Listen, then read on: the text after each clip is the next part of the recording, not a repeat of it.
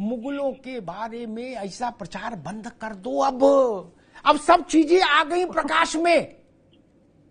लंपट थे, धूर्त थे, बहन बेटी साली बहनोई बहन कोई नहीं छोड़ी।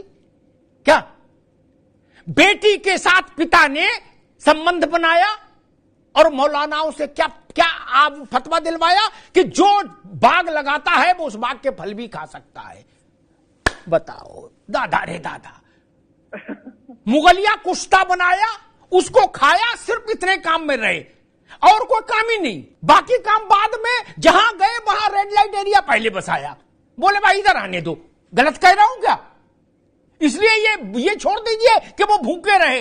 बहन की लड़की, चाची की लड़की, मामा की लड़की, अपनी लड़की कोई बची नहीं। और जिनके लिए कहा जाता है कि शाहजहां वो बहुत भारी इश्क मोहब्बत की मिसाल थे, उन्होंने अपनी बीवी को जब दफनाया उसके हफ्ता भर के भीतर उसकी छोटी बहन से निकाह कर लिया। और लोग इस कहानी हमको समझाते हैं कि शाहजहां तो बहुत दिन तक पागल हुआ घूमता रहा, रोटी नहीं खाता था दुख में, कहता था नूरजहां मुमताज मुमताज। ये सब बंद करिए, इन सब का कोई अर्थ नहीं। मुगल कोई बहुत सोफिस्टिकेटेड लोग नहीं थे मित्र।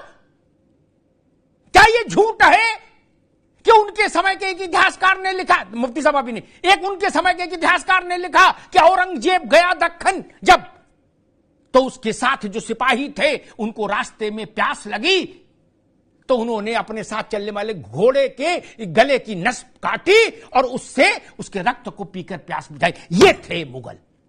आप बता रहे हो ये बांसुरी बजाते थे, बड़े भारी सांस्कृतिक थे, वहशी थे, लुटेरे थे, दरिंदे थे। वो क्या न्याय देंगे आलमगीरी? हिंदुस्तान में लाखों महिलाएं उनके चलते जौहर कर गई, इन्हीं लोगों के चलते। वो बता रहे महिला को न्याय दे दिया और भूखे रहे औरंगजेब। औरंगजेब ने फकीरों को अपने दरबार में बुला के, मौलाना साहब जिम्मेदारी से कह रहा हूं, उनके पैसे छीन लिए, भिखारियों के पैसे छीन लिए। ये कैरेक्टर था।